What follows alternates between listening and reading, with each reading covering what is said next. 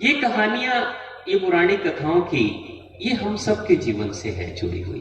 अब वो सारी घटनाएं आज भी हो रही हैं। कई बार ये बात उठती है, जो आधुनिक किस्म के लोग हैं वो कहते हैं 2000, 3000, 5000 साल पहले की कहानियों को अभी सुनने से क्या फायदा, अभी तो हम मॉडर्न लोग हैं, हमें आधुनिक बातें सुननी चाहिए, उनको सुनने की क्या जरूरत। लेकिन उनसे अगर पूछा जाए कि क्या 5000 साल पहले हमारे जन्म लेने की जो प्रक्रिया थी, क्या वो बदल गया है? क्या कोई अमेरिका का बहुत बड़ा साइंटिस्ट का अगर बच्चा जन्म लेगा तो क्या उसको मां के गर्भ से नहीं आना पड़ेगा? क्या वो भोजन नहीं करेगा? क्या उसको रात में नींद नहीं आएगी? क्या उसके मन में सुख या दुख के भाव नहीं उठेंगे? क्या वो पराजित होने पे दुखी नहीं होगा? क्या विजयी होने से वो खुश नहीं होगा? क्या नहीं हो रहा है जो 5000 वर्ष पहले हुआ करता था? आज भी तो वही घटनाएं घट रही हैं, लेकिन उसके थोड़े रूप रंग बदले हुए हैं, मगर है तो इंसान वही, हम हैं तो वही। तो ये कथाएं हमें क्यों सुनने की जरूरत है? सिर्फ इसलिए क्योंकि इन कथाओं के माध्यम से हम अपने पूर्वजों को देखते हैं, झांकते हैं उनके जीवन में कि उन्होंने क्या किया जिसके कारण से उनके जीवन में सुख या दुख, विजय या पराजय की स्थिति प्रकट हुई।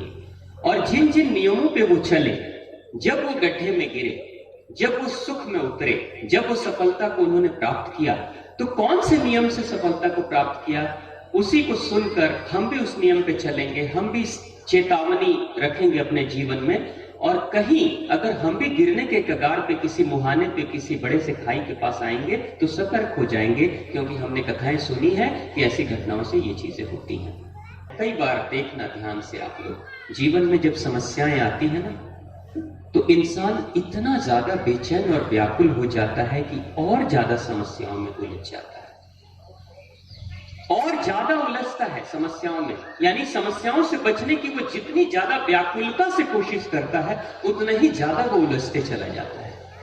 इसको आपने भी अपने जीवन में देखा होगा। दो तरह के जानवर होते हैं। कभी देखना आप, गांव में बकरियों को पाला जाता है, बकरियों को रस्सी से बांधा जाता है। कभी बाई चांस अगर बकरी फंदे में फंस जाती है तो बकरी चिल्लाने लगती है, फंदे को खोलने की कोशिश करने लगती है, और इतनी बेचैनी से और व्याकुलता से फंदे को खोलने की कोशिश करती है कि फंदा और ज्यादा उसके गले में लिपट जाता है और उसके शरीर में लिपट जाता है। और जितनी जोर से व्याकुल होती है, जितनी जोर जोर से चिल्लाती है, उतना ही जल्दी वो फंदा उसके गले के चारों तरफ लिपटता है, और उसकी व्याकुलता में, छटपटाहट में ही गला दब जाता है और बकरी का दम घुटकर बकरी मर जाती है। समस्याओं में बहुत ज्यादा व्याकुल होकर और उलझती है और उलझते चली जाती है, और अपने स्वयं की गतिविधि के कारण से स्वयं को मार डालती है। लेकिन वहीं पे एक दूसरा पशु भी है, एक दूसरा जानवर भी। घोड़ा भी कभी कभी फंदे में फंसता है। कभी आप ध्यान से देखना, अगर घोड़ा कहीं किसी झाड़ियों में, फंदे में कहीं फंस जाए तो घोड़ा बिल्कुल मरे हुए की तरह पड़ जाता है। कोई व्याकुलता नहीं रहती है, बिल्कुल शांत रहता है, शांत खड़े रहेगा। अगर गिर गया तो शांत पड़ा हुआ रहेगा, आंखें खुली हैं, मन में सोच रहा है, धीरे धीरे प्रयास करता है, कोशिश करते रहता है, और आहिस्ते आहिस्ते कोशिश में बिल्कुल अपनी एनर्जी खपाता नहीं, अपनी एनर्जी को खर्च नहीं करता, अपने अंदर की व्याकुलता को नहीं बढ़ाता। और जैसे ही, चाहे वो 1 घंटे के बाद, 2 घंटे या 4 घंटे, या कोई इंसान आकर उसके फंदे को खोल दे, या मालिक आकर खोल दे, जैसे ही फंदे से वो मुक्त होता है, फंदा खुलता है, वैसे ही वो उठ खड़ा होता है, वो मरता नहीं। हमारे जीवन में भी ऐसी घटनाएं घट रही हैं। समस्या में तो घोड़ा भी फंस रहा है, समस्या में बकरी भी फंस रही है। बकरी इतनी व्याकुल हो गई अपनी समस्या से, अभी इसी वक्त मेरी समस्या का समाधान मिलना चाहिए, अभी इसी वक्त मुझे इस फंदे से बाहर निकलना चाहिए, अभी इसी वक्त मुझे इस कैद से बाहर निकलना चाहिए। वो रोने लगती, चिल्लाने लगती है, सर पीटने लगती है, फंदे में और लिपटते चली जाती है और फंसते चली जाती है, और अंत में स्वयं के लिए स्वयं की हत्यारन हो जाती है। वो अपनी ही हत्या कर डालती है। सब्र नहीं है उसके अंदर। समस्या आई है तो कुछ देर के बाद समाधान भी आता है, ये प्रकृति का नियम है। जैसे रात्रि में चोर आते हैं तो पुलिस कब आती है? थोड़ी देर के बाद, सुबह में। चोर आते हैं पहले, पुलिस आती है बाद में। समस्या है चोर, समाधान है पुलिस, लेकिन थोड़ी देर के बाद आते हैं, ये दोनों आते हैं।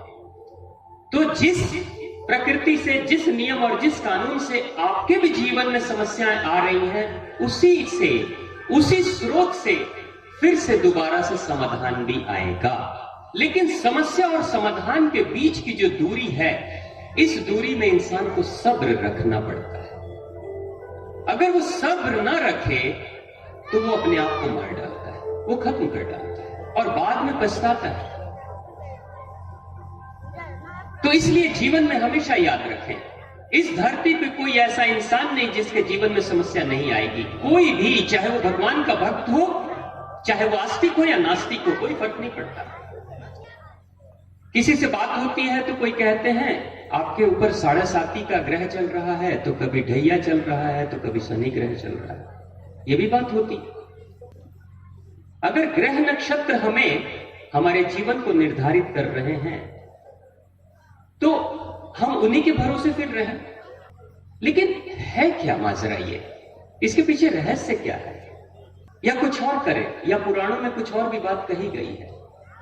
मां आदिशक्ति, मां भगवती कहती हैं कि जीवन के मझधार में, जीवन के भव सागर में अगर तुम्हारी जिंदगी रूपी नाव चल रही है और तुम उस नाव में अगर बैठे हो, तुम मेरे परम भक्त हो, अगर मैं भी बैठी हूं उस नाव में, मां कहती है, मां आदिशक्ति कहती है, मां जगदम्बा कहती हैं, अगर मैं भी बैठी हूं उस नाव में तुम्हारे साथ, तो ये मत कभी सोचना कि समुद्र में बवंडर नहीं उठेंगे, ज्वार भाटाएं नहीं उठेंगी, लहरें तेज नहीं उठेंगी, धाराएं रुक जाएंगी मेरे बैठने से। उस समय भी धाराएं बहेंगी, तेज ज्वार भाटाएं उठेंगी, उस समय भी लगेगा जैसे नाव पलट जाएगी, ऐसा लगेगा तुम समुद्र में डूब जाओगे। मैं प्रकृति के नियमों के साथ कभी छेड़छाड़ नहीं करती। मां कहती है कि यह प्रकृति मेरी ही है, मैं चाहूं इस प्रकृति को अपने वश में कर सकती हूं, लेकिन फिर भी प्रकृति के नियमों के साथ मैं छेड़छाड़ नहीं करती किसी एक इंसान के लिए या मेरे किसी एक भक्त के लिए। लेकिन धैर्य रखना, भरोसा अगर मुझ पे है तो भरोसा रखना। नाव चाहे कितनी भी तुम्हारी डगमगाए, नाव चाहे कितनी भी हिलती डुलती हुई दिखाई देती हो, लेकिन फिर भी तुम डूबोगे नहीं, इसके लिए मुझ पे भरोसा रखो। मैं डूबने नहीं दूंगी, लेकिन समस्याएं आएंगी, निकाल लूंगी, मगर समस्याओं के लिए मैं प्रकृति के नियमों के साथ छेड़छाड़ नहीं करूंगी। तो जीवन में कई बार हम भी यही सोचते हैं, हम भगवान के भक्त हैं तो भगवान को मेरी जीवन की सारी समस्याएं खत्म कर देनी चाहिए। नहीं हो सकती। प्रकृति का यह नियम है, ये चलता है। समस्या यह है कि समस्याओं पे हमारा ध्यान ज्यादा रहता है और खुशियों पे हमारा ध्यान बहुत कम रहता है। आप जरा सोचिए, मैं कई बार कई लोगों को मैं पूछता हूं, दिल्ली में एक अच्छे जान पहचान के हैं, बहुत बड़े चार्टर्ड अकाउंटेंट फर्म में काम करते हैं, पैसे का ही लेन देन दिन भर चलते रहता है, मोटी मोटी गड्डियां उनके पास पड़ी रहती है। जब कभी भी उनसे कोई पूछता है कैसे हैं, काट रहा हूं, जिंदगी कट रही है, जी रहा हूं।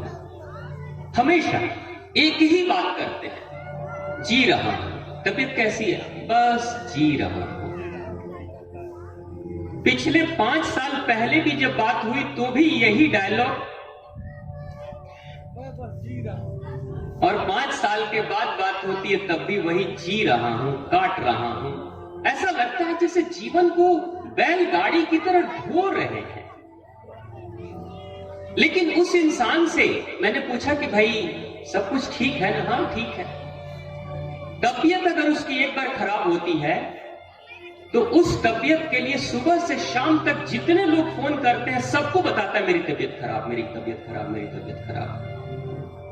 लेकिन उस इंसान को बहुत करीब से मैंने देखा कि जिस दिन तबीयत अच्छी रहती है उस दिन किसी को नहीं कहता आज मैं बहुत अच्छा महसूस कर रहा हूं, आज मेरी तबीयत बहुत अच्छी है, आज मेरे जीवन में कोई कष्ट नहीं है, आज मैं भगवान को धन्यवाद दे रहा हूं। लेकिन 365 दिनों में अगर 5 दिन तबीयत खराब होगी तो 5 दिन के लिए सालों भर कोसता है भगवान को, लेकिन 360 दिन के लिए भगवान को कभी धन्यवाद नहीं देता है जो स्वास्थ्य के दिन मिले थे उसको। ये हमारी जिंदगी है। हम बुराइयों पे मेरी पूरी दृष्टि रहती है। हमारे जीवन में अगर कहीं एक कमी है, एक कहीं कमी है, तो बस वो कमी ही हमारे को रुलाती है, दुखाती है। इन कथाओं का सुनने का मकसद यही है, जीवन को जीने की कला है। ये जीने की कला पहले भी 5000 वर्ष पहले वैसे ही थी और आज भी वैसे ही चल रही है। आप देखिएगा, कभी कभी शरीर आपका एक ही है, आप काम कर रहे हैं, कई तरह के काम कर रहे हैं, लेकिन कुछ काम आपने किया और उस काम को करने में आपको थकान नहीं होती। लेकिन कोई दूसरा काम आपने किया उसी शरीर से, लेकिन आपको बहुत थकान हो जाती है और जी चाहता है कब ये काम खत्म हो, कब ये काम बंद हो जाए।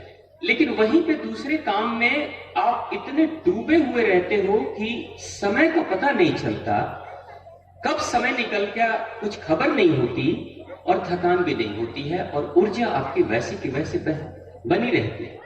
क्यों ऐसा होगा? उसके पीछे जो सबसे बड़ा गहरा कारण है कि उस कार्य में आपके प्राण बसते हैं। जिस कार्य को आप कर रहे हो उसमें आपके प्राण बसते हैं, यानी उस कार्य से आपको प्रेम है, और जहां प्रेम होता है उन्हीं के साथ प्राण बसते हैं। यह भी नियम है। इसलिए घर के अभिभावक के प्राण बच्चों में बसते हैं, क्योंकि बच्चों से सबसे ज्यादा प्रेम होता है।